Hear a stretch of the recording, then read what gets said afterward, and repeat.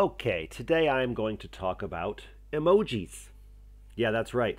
Every year a new emoji comes around, and today I want to talk about where do they come from.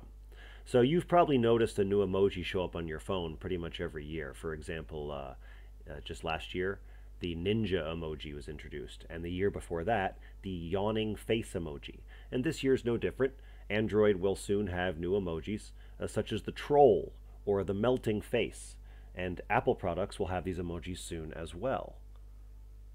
Well, these updates are all coming from a company from California. They're a nonprofit company called Unicode Consortium. Each year, a subcommittee releases new emojis that will update onto all existing keyboards. The chair of this subcommittee is named Jennifer Daniel. Jennifer says it's not the organization coming up with these characters, it's the public. She gives a quote. She says, "It is important for people to understand that we are not inventing language, that it's really the people who are crafting and inventing it." End quote. So, back in 1990, the first emoji keyboard was created in Japan by a designer named Shigetaka Kurita. Shigetaka Kurita created the emoji keyboard because his company offered email communications that were only 250 characters long or less, and an emoji was only one character. So you could use these emojis to say more. And since then, emojis have become popular around the world. 92% of online people use emojis, according to Jennifer Daniels' subcommittee. She gives another quote where she says, quote, "They aren't tied to any language. They aren't tied to any region of the world. They're a global phenomenon," end quote. Every year, anyone in the subcommittee is allowed to submit a proposal for a new emoji, and if they make a strong enough case, Unicode will accept it.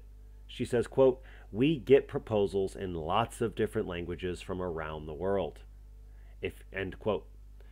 Now, if your proposal is successful, it can take maybe 2 years to create the emoji and release it, because the process does not simply involve coming up with something that doesn't have an emoji representing it. I mean, you might need the help of a parent or a teacher or your classmates to create a successful proposal. An emoji idea has to meet certain criteria. For example, these criteria are its distinctness, and whether it can be used with existing emojis or whether it could have multiple meanings. The popular face with, quote, "tears of joy" emoji, for example, is easy to identify, which makes it distinct, and you can pair it with other emojis to convey how you're feeling. Additionally, the tears of joy emoji has many adopted meanings. Jennifer Daniels says, quote, "Since the 10 years in the standard, we have anecdotally seen people use it," that's the tear of joy emoji, "from being really sad to being really proud. It has a lot to do with the evolution of slang," end quote. For example, if someone says, "I'm crying," it doesn't mean they're sad, but it could mean they find something really funny. Kids today are familiar with emojis and how to use them, and as the keyboard has now acquired over 3,600 emoji characters, it has been young people figuring out how to bend the accepted definitions of these text aids to create something more.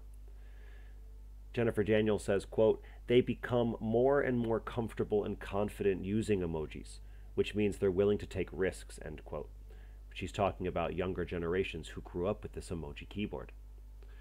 Her final quote says, quote, "I love seeing people go, you know what? The skull emoji doesn't mean goth death anymore. It now means that I'm laughing so hard I have died. That requires imagination," she says.